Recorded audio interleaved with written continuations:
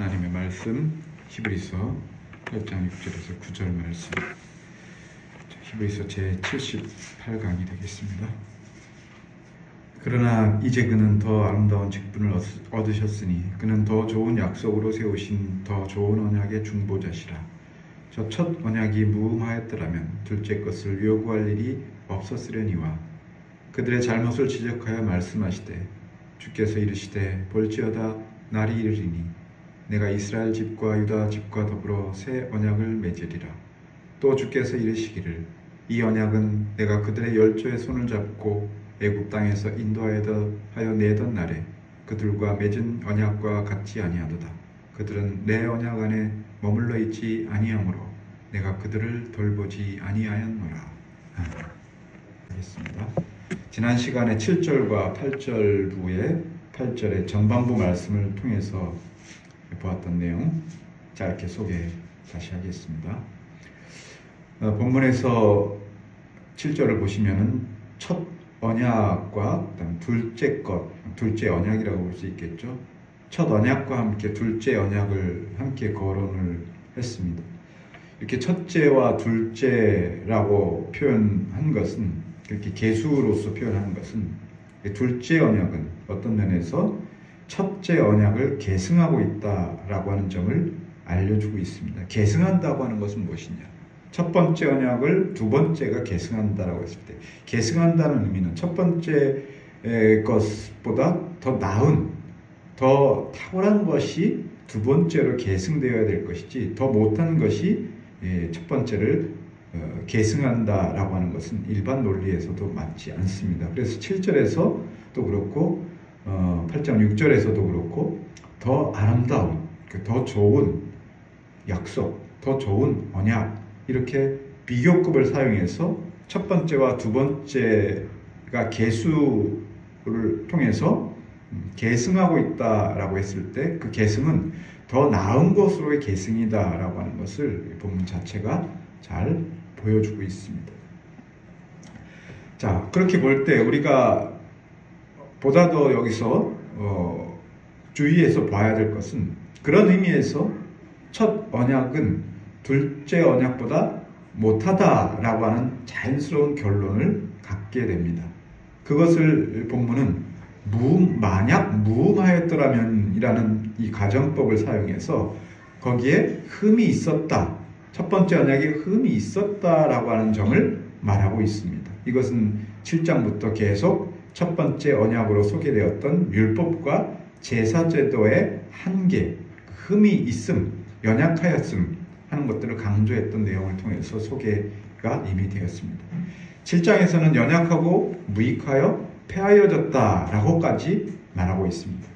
그런데 우리가 하나님의 전지전능하심을 따라서 그분의 말씀, 그분이 정하시고 성취하신 일의 결과가 어떤 의미로서든 흠이 있다거나 연약하다거나 무익하다라고 말할 수 없다는 점이에요.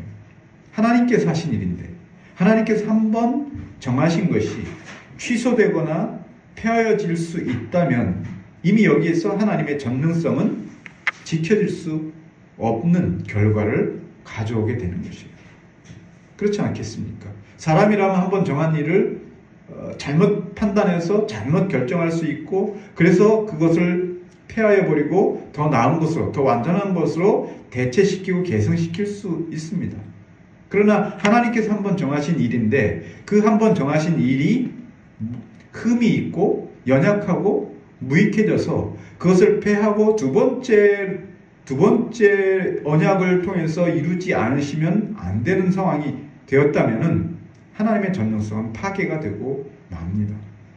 그럼에도 불구하고 저자가 이 첫 언약이 흠이 있고 무익하여 폐하여졌다라고 말할 수 있는 것은, 그것은 하나님의 언약 자체가, 하나님의 말씀 자체를 두고 하는 것이 아니라 이스라엘 백성들, 즉 하나님의 백성으로 택함을 받은 이스라엘 백성들의 그 영적인 유아 상태, 그 영적인 유아 상태에 놓여있던 그들에게 주었던 하나님의 언약의 수단과 방식이라고 하는 이 외적인 용도를 말하는 것이에요. 이 외적인 용도가 흠이 있고 무익하고 폐하여졌다라고 말함으로써 비록 그 외적인 용도는 그렇게 연약하고 무익하고 폐하여졌으나 하나님의 언약 자체는 무익하고 연약하고 폐하여질 수 없는 성격이 있다는 거예요. 왜 그러냐면 하나님의 전능성을 보호하기 위해서는 필연적으로 이와 같은 구별이 필요한 것이에요. 갈라디아서가 이 말씀을 잘 입증하고 있다고 소개했습니다. 3장 17절에 하나님께서 미리 정하신 언약을 430년 후에 생긴 율법이 폐기하지 못하고 그 약속을 헛되게 하지 못하리라. 이 말씀이 첫 언약이 흠이 있고 무익하고 폐하여졌다라는 말씀과 외형적으로 보면 이것이 충돌하는 말씀으로 소개가 되고 있는데, 성경에서 하나님의 말씀이 앞과 뒤가 다르고 전자에서 하신 말씀과 후자에서 하신 말씀 사이에 충돌이 일어난다라고 하는 것은 하나님 말씀에 흠이 있고 오점이 있고 불완전하다는 그런 결론밖에 될 수 없습니다. 그러면 어떻게 이 충돌을 이렇게 조화롭게 할 것이냐라고 했을 때, 아까 말씀드렸듯이 하나님의 언약 자체와 그 다음에 그 언약이 시행되는 수단과 방식이라고 하는 이 외적인 용도 사이를 구별하지 않으면 안 된다는 말씀이에요. 그래서 두 가지 면에서 이 첫 번째 언약, 옛 언약이 가진 필연적인 한계를 지적해야만 하는데, 하나는 율법 자체의 한계를 말하는 것이고, 다른 하나는 당시 이스라엘 백성들이 가졌던 한계를 말해야만 한다는 것이죠. 전자는, 즉 율법, 첫 언약, 전자는 하나님의 뜻을 나타내기에는 불충분하였다. 영적이고 영원한 하나님의 언약을 현실적이고 물질적이고 현세적인 것을 통해서 나타나는 이 간격이 있다는 것이에요. 간격이. 그래서 전자는 하나님의 뜻을 나타내기에는 불충분하였다. 후자는 하나님의 백성을 말하는 거예요. 후자는 하나님의 말씀을 온전히 순종하는데 불완전하였다는 면, 이 두 가지 면이 지적이 됐습니다. 이런 불완전한 조건들이 첫 언약의 실패를 가져온 원인이었지만, 그러나 그것은 주요한 원인은 아니라고 말해야 돼요. 주요한 원인은 아니다. 불완전한 조건과 상황들이 어떤 하나님의 역사와 그 작정하신 것을 실패하게 하는 주요한 원인이었다면, 그 하나님의 온전하시고 전능하신 그 작정의 실현이라고 하는 것도 역시 사람에 의해서, 환경과 조건에 의해서 실패할 가능성이 있다라고 하면 역시 이것도 하나님의 전능성이 파괴되고 말기 때문에 그것은 주요한 원인이 아니었다. 그것은 이스라엘 백성들의 불순종과 완고함, 그리고 그들이 하나님을 전적으로 신뢰하고 의지하지 않았던 것이 실패의 주요한 원인이었다는 거예요. 그럼 여기에 대해서 어떻게 설명할 수 있느냐?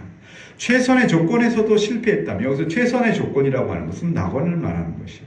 아담과 하와가 처음 창조되어서 하나님 말씀을 들었던, 하나님과 생명의 언약을 맺었던 그 최선의 조건에, 그 최선의 조건에서도 인간이 실패할 수 있다면, 타락한 이후에 그 본성 자체가 죄로 물들어 있었던 이후의 인류의 시대, 즉 절망적인 조건이라고 본다면, 최선의 조건에서도 실패했다면 절망적인 조건에서 성공하는 것은 우리 기적이다는 거예요. 기적.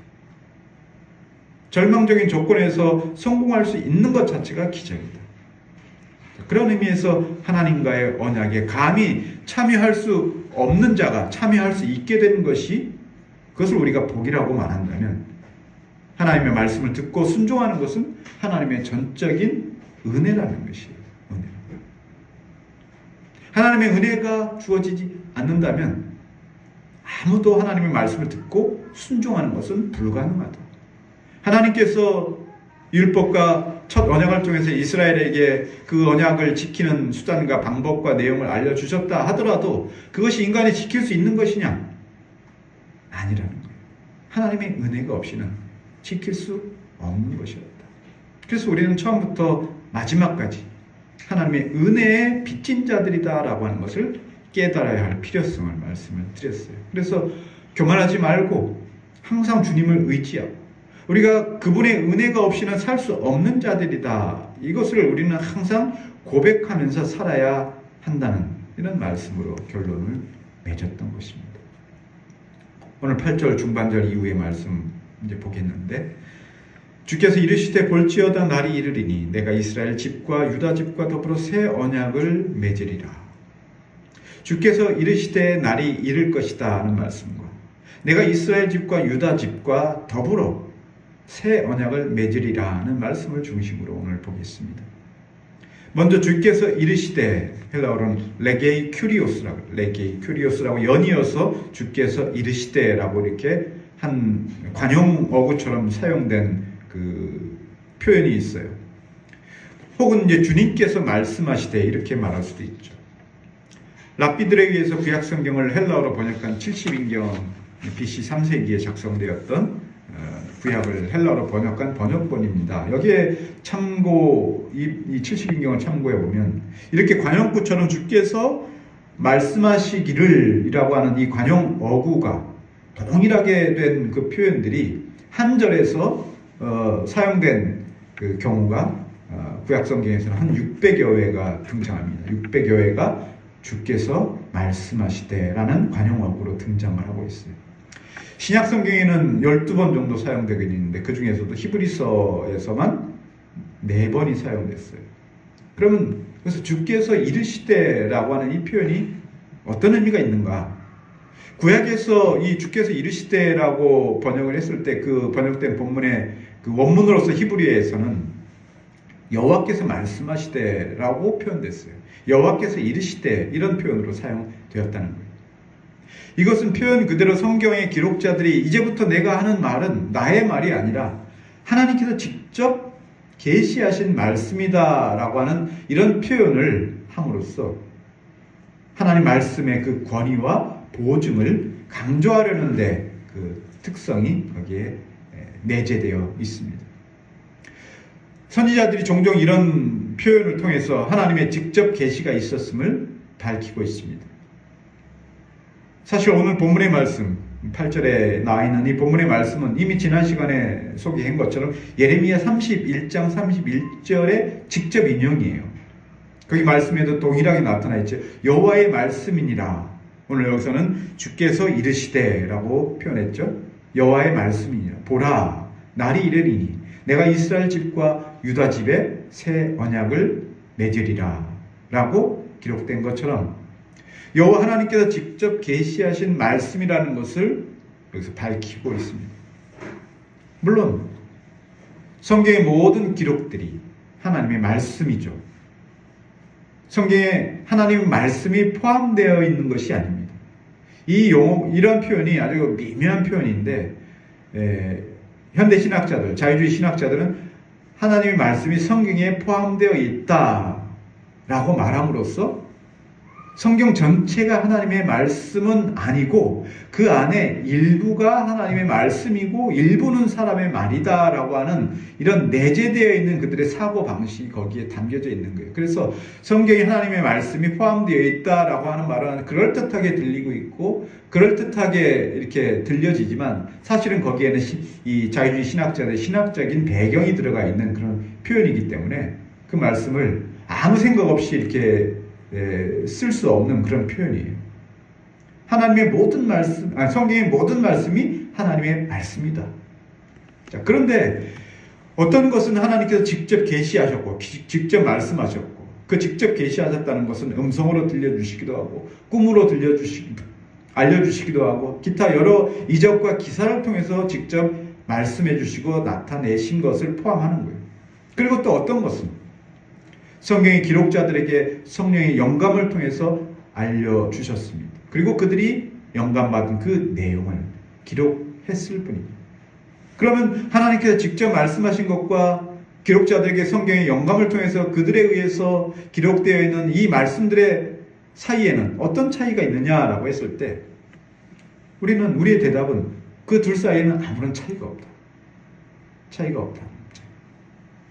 성경을 이러저러한 원리를 따라서 구분하고 나누려고 하는 생각, 사람의 말이냐 아니면 하나님이 직접 하신 말씀이냐 라고 하는 것들을 어떤 문학적이거나 비평적인 입장에서 그것을 구별하고 나누려고 하는 이 시도 자체가 대단히 위험스러운 시도라는 것이에요.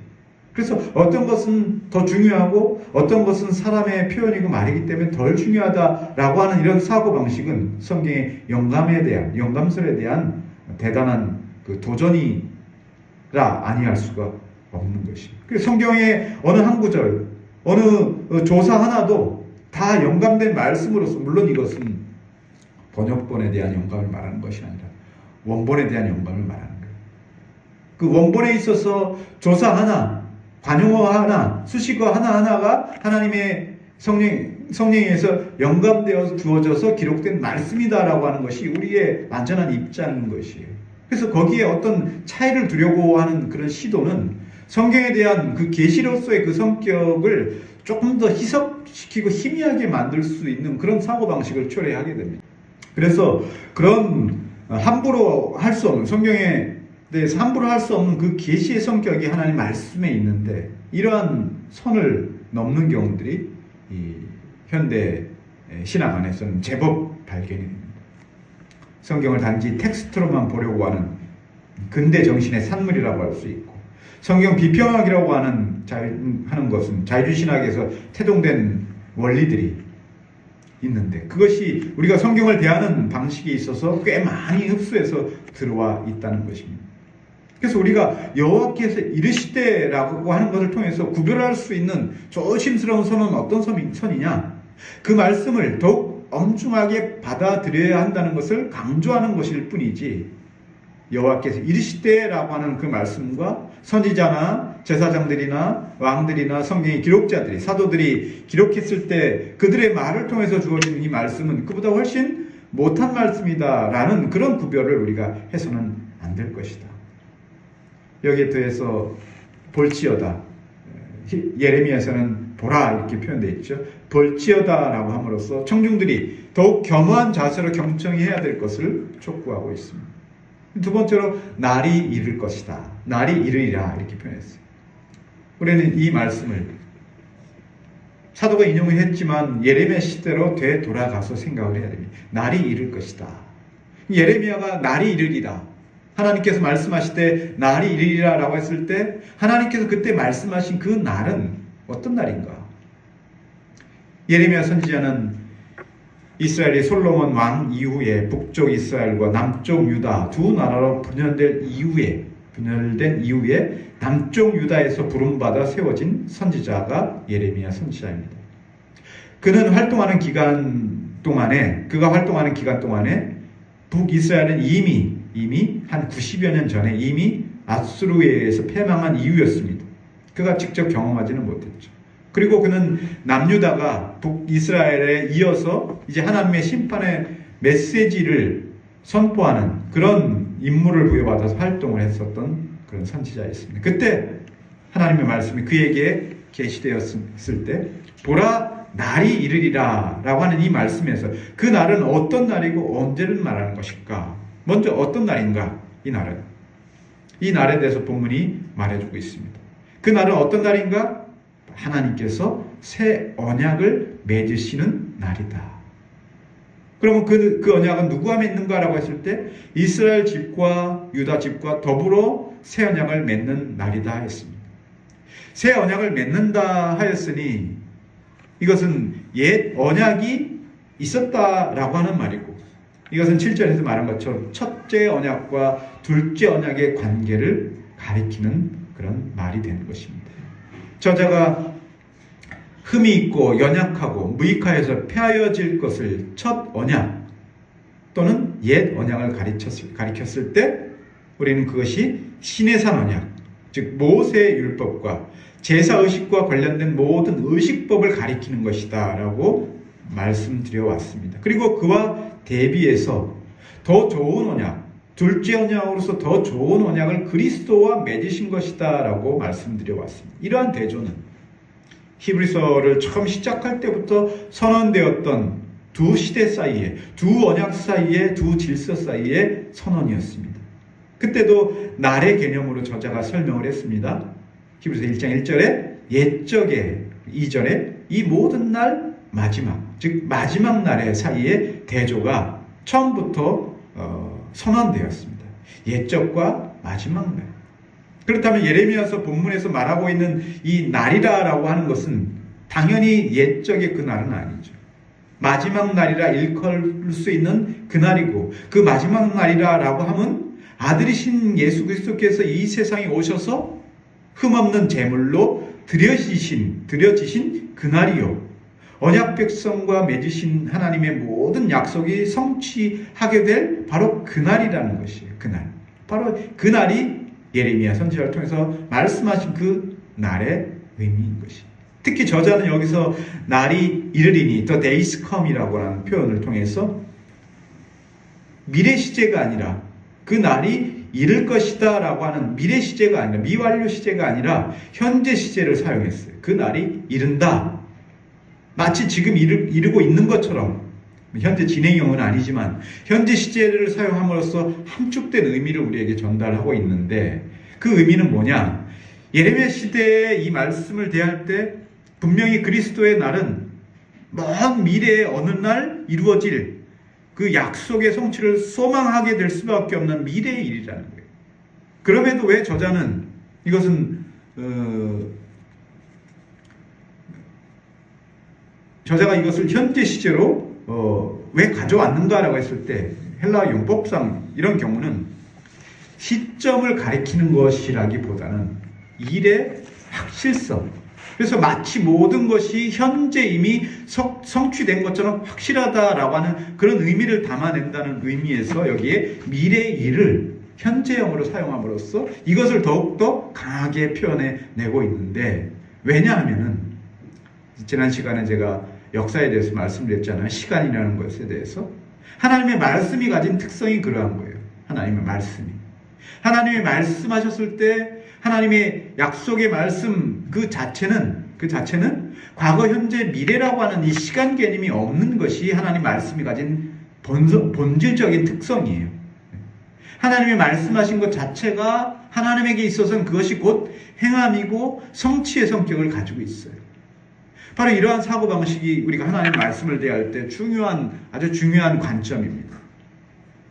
하나님의 시간 개념에 대해서 차원 높은 이해가 필요하다는 말씀을 지난 시간에 드렸는데, 비록 피조물인 우리들에게 하나님께서 말씀하시고 하나님께 명령하셨을 때 그 말씀과 명령이 우리가 살아가고 있는 시간 속에서 주어지는 것이고, 그것이 과정이 있고 성취되는 것으로 밖에는 우리가 이해할 수 없어요. 그것을 넘어서서 무시간적으로 하나님께서 말씀 자체가 성취고 결실이다라고 하는 것을 피조물인 인간은 이해할 수가 없어요. 우리는 그것을. 왜냐하면 우리 자체가 시간에 종속되어 있는 존재들이기 때문에. 그래서 이것은 하나님의 약속 자체가 변질되고 바뀐 것이 아니라, 그것은 우리 피조물인 우리의 미련함이고 우리의 한계 때문에 하나님께서 우리에게 적응하셔서 우리가 이해하고 깨닫는 방식으로 시간을 가지고 우리에게 주신 것이에요. 그래서 하나님 말씀 자체로만 봤을 때는 하나님께서 약속을 주셨던 그때 그것 자체가 이미 행함이고 성취의 성격을 갖는다. 성취의 성격을 갖는다는 것이에요. 그러나 우리는 역사를 흘러서 미래의 어느 날 예수께서 육신을 가지고 오셨을 때 비로소 그가 오시고 성취하셨다는 것을 우리가 깨닫고 발견하고 인식할 수 있는 그런 한계가 있다는 거예요. 그래서 옛 백성들은 예수님이 오실 것을 그림자와 상징으로 소망으로 바라봤지만, 우리는 이미 오신 그리스도를 보는 이런 두 백성 사이에 갭이 있는 것은 우리가 시간 속에 머물러 있는 존재들이기 때문에 그런 것이고, 하나님의 약속 자체는 그 날이 이르리라라고 했을 때 이미 하나님 안에서는 그리스도의 모든 구속의 사역이 성취된, 작정이 이미 실현된 것처럼 그렇게 얘기될 수 있다는 것입니다. 이것을 이해하는 데 있어서는 좀 훈련이 좀 많이 필요해요. 이런 사고방식을 우리가 할 수 있는데. 그래서 하나님께서 우리가 인식할 수 있도록 시간 속에서 일하시고 시간을 통해서 일을 도모하시고, 그래서 첫 번째 언약이 있는 것이고 두 번째 언약이 있는 것처럼 약속이 있고 그 약속의 성취가 시간의 과정 속에서 우리에게 보여지고 나타나는 것. 왜냐하면 그런 방식이 아닌 것은 우리가 깨달을 수가 없기 때문입니다. 그러므로 날이 이른다라고 하는 것입니다. 예레미야 시대 백성들은 그 말씀을 들을 때 그 날, 곧 그리스도의 초림의 날이 이미 문 밖에 도래한 것처럼 확실하게 받아들여야 한다는 것을 촉구하는 말씀이고, 이것은 오늘날에도 마찬가지예요. 바울서신에서 날이 이르리라 라고 표현했을 때 이것은 대개 종말론적인 의미를 가지고 있어요. 그리스도의 재림의 날과 관련해서 날이 이르리라 라고 하는 말씀이 자주 사용이 됐어요. 예를 들면 고린도전서 4장 5절에 그러므로 때가 이르기 전에 곧 주께서 오시기까지, 그 날이 오기까지라고 했을 때 이것은 주님의 재림을 말하는 것인데, 동시에 우리도 예레미야 시대 그 백성들이 날이 이르리라 라고 예레미야를 통해서 하나님께서 계시하셨을 때 그들이 그 하나님의 정하심을 확실하게 인식하고 깨달았듯이 우리도 주께서 오시기까지 했을, 주님이 다시 오신다라고 했을 때 그것이 우리에게 있어서는 이미 하나님 안에서 성취된 것으로, 그만큼 확실한 것으로 받아야 된다고 하는 그런 의무가 우리들에게 동시에 주어지는 것이, 그것이 이제 주께서 말씀하시기를 보라 날이 이르리라 라고 하는 그 말씀을 들을 때 우리가 하나님 말씀에 대해서 이해하고 발견하고 깨달아야 되는 그 의미의 범위와 내용이 되는 것입니다. 이제 새 언약의 대상으로 지목된 두 집이 있습니다. 이스라엘 집과 유다의 집입니다. 솔로몬 왕의 사후 후 이스라엘은 북이스라엘과 남유다의 분열이 됐고 그 분열은 지속이 되었습니다. 선지자 예레미야가 선지자로 부름받은 해가 BC 627년입니다. 그가 사역을 시작하기 90여 년 전에 BC 722년에 북이스라엘은 아수르에 의해서 멸망을 당했습니다. 그리고 그가 사역을 하는 도중에 남쪽 유다, 그가 활동했던 남유다마저도 바벨론에 의해서 BC 586년에 패망하고 대다수의 유대인들이 포로로 잡혀가는 그런 경험을 그가 직접 봤습니다. 물론 그가 그때 다니엘이라든가 이런 사람들, 포로로 잡혀갔던 사람들과 함께 포로로 바벨론으로 잡혀가지는 않았고 그는 애굽으로 끌려갔는데, 결국 바벨론에 의해서 포로로 잡혀갔던 유대인 백성들, 유다 백성들이 바벨론에서 포로 귀환하는 것을 끝내 그가 보지 못하고 예레미야는 소천하고 말았습니다마는, 그때 하나님께서 말씀하시기를 이스라엘 집과 유다 집과 더불어 새 언약을 맺으리라 라고 하는 이 말씀, 이미 패망하고 포로로 잡혀간 이후에 예레미야에게 주신 이 말씀이 도대체 예레미야와 그리고 남아있는, 포로로 잡혀가지 않은 남아있는 유다의 백성들이 소수 있었고 이미 포로로 잡혀간 유다의 백성들이 있었는데, 이때 이 말씀이 도대체 무슨 의미가 있겠는가? 그들에게 이미 패망하고 사라진 북이스라엘 왕국, 그리고 남유다 왕국, 패망하여서 포로로 이미 잡혀간 남유다의 백성들, 이 상황은 그들에게 아무런 소망도 없는 그런 절망적인 상황이 아니겠습니까? 사라진 두 왕국과 하나님께서 맺으시겠다라고 하는 이 새 언약이 도대체 그들에게 어떤 의미를 갖는 것일까? 이전에 이미 갈라지고 찢어지고 나뉘어진 그 두 왕국, 적대적인 두 왕국으로 남아있던 북이스라엘과 남유다, 그 중에서도 예루살렘과 다른 곳에 세워진 성전 예배를 드렸고 제사를 드렸고 법대로 세워지지 않은 제사장들로 하나님을 경배했던 북이스라엘의 길은 하나님이 정하신 길이 아닌 다른 길로 갔던 백성들이었습니다. 비록 그들에게도 하나님께서 세우신 선지자들이 목 놓아서 하나님의 긍휼과 자비와 회개와 심판의 메시지를 선포했지만 그들은 마치 하나님의 집에서 떨어져 나간 자들과 같이 취급이 되었어요. 그리고 유다 왕국마저도 같은 길을 가는 것처럼 보였습니다. 이런 마당에 하나님은 이스라엘 집과 유다의 집을 새 언약의 대상으로 지목하였다라고 하는 것인데, 우리는 여기에 왜 하나님께서 이 두 집을 거론하셨는가라고 하는 것을 고민하지 않을 수가 없습니다. 이스라엘 백성과 유다로 대표되는 두 왕국의 선조들은 누구인가? 그들은 아브라함이라고 하는 한 뿌리에서 나온 후손들입니다. 아브라함의 후손 중에 주목할 만한 분리가 있었습니다. 바로 이스마엘과 이삭의 분리였습니다. 비록 그 둘이 아브라함의 자손이었지만 하나는 언약의 계승자였고 하나는 거기에서 배제되었습니다. 이러한 분리 현상은 이삭의 두 아들들, 즉 야곱과 에서를 통해서도 명백하게 나타났습니다. 야곱은 아브라함과 이삭으로 계승된 언약의 계승자였지만 에서는 그 언약에서 배제되었습니다. 야곱의 이름은 어느 순간 이스라엘이라는 이름으로 개명되었습니다. 그 후로는 이스라엘이라는 이름은 그 민족을 대표하는 호칭이 되었고, 따라서 이스라엘은 혈통적으로 야곱의 후손으로 지칭할 때도 있고, 때로는 구약에서 하나님의 백성들 전체로 불리기도 했습니다. 때로는 구약에 세워진 하나님의 교회 전체를 나타내는 상징적인 이름으로도 불렸습니다. 그에 비해서 유다는 누구인가? 유다는 사실상 야곱의 넷째 아들이었습니다.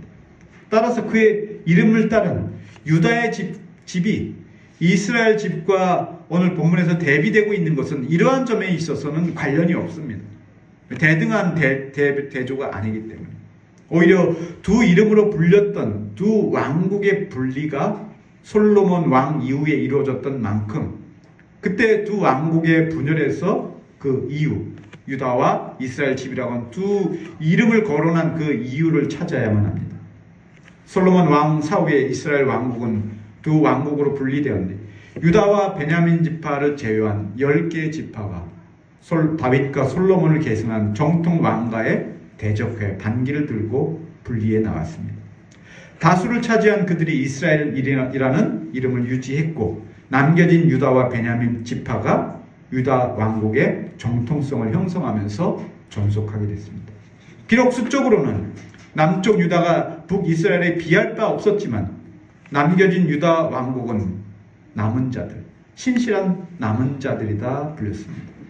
비록 그들도 하나님께 불순종함으로 바벨론에 의해서 패망했지만 마태 족보에 의하면 만왕의 왕이신 예수 그리스도가 오시기까지 바로 남유다의 존재 이유와 목적이 거기에 그들에게 부여되었던 복의 통로가 되었다는 것을 우리가 알 수 있습니다. 그러므로 오늘 본문에서 이스라엘 집과 유다의 집을 함께 거론하는 것 자체가 예레미야 당시의 백성들에게는 물론이거니와 사도시대 유대인들의 생각에도 가히 이것은 충격적인 것이다 아니할 수가 없습니다.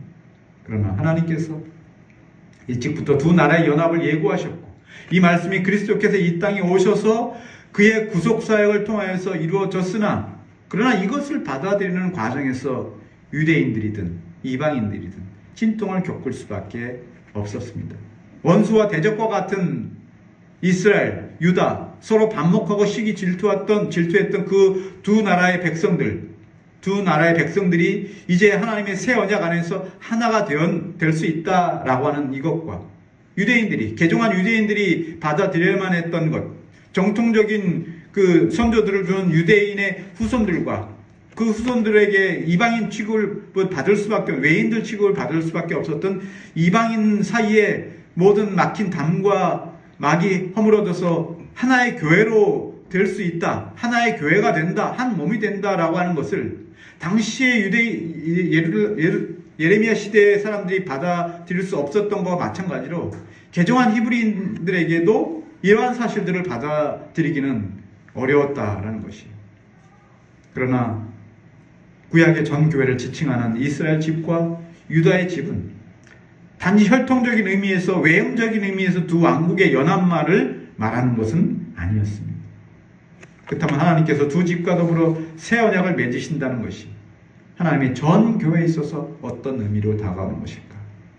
새 언약에 대해서는 10절 이하에서 설명하고 있습니다. 그래서 그 내용은 다음 순서로 다루도록 하겠고, 그 전에 우리는 이 새 언약이 그리스도를 통하여 맺어진 혹은 성취될 언약이었음을 밝혀왔는데, 이점과 관련해서 에베소서는 그리스도께서 이루신 사역의 목적이 무엇이었는지를 명확히 설명합니다. 그것은 어떤 왕국이나 나라의 연합이 아니었습니다. 그리스도 안에서 누구든지 그것은 한 몸이 되는 일이요 새 사람으로 하나가 된다라고 하는 것을 에베소 2장 14절 이하에서 말씀하고 있는데, 그는 우리의 화평이십니다. 불로 하나를 만드사 원수된 것을 중간에 막힌 담을 자기 육체로 허시고 십자가로 이 둘을 한 몸으로 하나님과 화목하게 하려 하심이라. 여기에는 반목하고 원수된 것들을 하나로 만드셨을 뿐만 아니라 첫 언약으로 이름하였던 모세 율법을 폐하시고 둘째 언약을 세우신 이유도 설명하고 있습니다. 그리스도의 사역은 둘로 나뉘어진 사람을 세 사람으로 지어서 화목케 하려는 것이고, 이러한 화목이라고 하는 것은 단지 사람과 사람 사이에, 왕국과 왕국 사이의 화평만을 말하는 것이 아니라 바로 인간이, 죄악된 인간이 하나님과의 화평을 이루려고 하는데 가장 큰 목적이 거기에 있었다는 것이죠. 예레미야를 통해서 밝히신 하나님의 이 원대하신 새 언약의 목적은 그와 동시대에 활동했던 에스겔 선지자를 통해서도 말씀하셨습니다. 에스겔 37장 19절에 너는 곧 이르기를 주 여호와께서 이같이 말씀하시기를 내가 에브라임의 손에 있는 바 요셉과 그 짝 이스라엘 지파들의 막대기를 가져다가 유다의 막대기에 붙여서 한 막대기가 되게 한즉 내 손에서 하나가 되리라. 비록 예레미야와 에스겔의 시대에 이스라엘과 유다로 나뉘어졌고 사도들의 시대에는 이방인과 유대인으로 구분되었을지라도 그리스도로 말미암은 새 언약은 시대와 사람들과 어떠한 외형적인 조건에 의해서 나뉘어지거나 결합되는 것이 아니라 보편 인류 가운데 아브라함을 택하시고 부르셔서 그의 믿음을 의로 여기신 하나님께서 나는 너희의 하나님으로 너희는 내 백성으로 삼으시겠다라고 하는 이 언약의 맹세를 통해서 모든 신실한 남은 자들이 오직 그리스도 안에서 한 몸 되게 하시려는 바로 그것이었다. 이로써 저자는 선조들의 불신앙으로 인해서 폐기된 첫 언약의 굴레에서 벗어나 그리스도를 믿음으로 영광스럽고 새로운 더 나은 언약, 둘째 언약의 혜택을 누리도록 그리스도를 믿는 자들을 인도하고 있습니다. 말씀을 믿겠습니다. 하나님께서 처음 아담과 언약을 맺으실 때 낙원은 최상의 그리고 최선의 조건과 환경이었습니다. 하지만 아담이 범죄와 타락한 후 여자의 후손으로 오실 그리스도의 구속 언약을 맺으실 때 바로 그때 인류는 최악의 조건이었고 가장 절망적이었음을 기억하십시오. 그리고 비록 세상이 풍요롭고 인생이 장수하던 시대였으나 하나님을 경외하는 자들은 한 가족 외에는 보이지 않을 정도로 타락해서 칠흑같이 어두웠던 시대에 하나님은 노아에게 생명을 주셨습니다. 마찬가지로 대홍수 후에 남은 경건한 셈의 후손들조차도 우상 숭배의 땅에 뒤섞여서 거주하리만큼 어두운 배교의 시대에 친인척도 없는 이방 땅에 홀로 부름받은 아브라함에게 하나님은 영원한 언약을 주셨습니다. 그리고 아브라함의 후손이요 다윗의 왕국이 두 나라로 갈라지고 찢어졌습니다. 이방 열강에서 패망하던 시기에 하나님은 이스라엘과 유다의 집을 한 몸 되게 하는 새 언약을 선지자를 통해서 선포하셨습니다. 이후 400여 년의 기나긴 침묵과 어둠의 굴레 속에서 신음하던 교회를 영광과 화목의 길로 해방시킨 것은 바로 그 새 언약의 중보자로 오신 예수 그리스도의 사역과 십자가였습니다. 이렇게 우리는 역사의 길목마다 하나님께서는 당신의 교회가 가장 비참한 상태에 있을 때 그분께서 그들을 향해서 그들과 영원한 언약을 맺으심으로써 그들이 하나님께 순복하고 잘 따라갈 수 있도록 그들의 마음 상태를 준비시켜 주셨습니다. 쇠는 달궈졌을 때 두드려야 한다는 속담처럼 하나님의 지혜는 우리의 신앙을 가장 적절한 시기와 가장 적절한 환경을 통해서 우리의 마음이 어떻게 하면 하나님께 온전히 드려줄 수 있을까라고 하는 그런 지혜, 그 지혜 가운데서 우리를 이끄신다는 것을 기억하시기 바랍니다. 가장 공부할 때 우리는 하나님께 가장 멀리 있는 것이 아니라 하나님께 가장 가까이 있는 시점이다라고 하는 것을 기억하시기 바랍니다. 가장 공부할 때 하나님은 당신을 전적으로 의뢰하고 섬겨야 한다는 것을 말씀하시는 메시지가 바로 우리가 경험하고 당하고 살아가고 있는 가장 공고한 시기가 주는 메시지가 아닐까 하는 것을 유념하면서 살아가시는 여러분들 되시기를 바랍니다.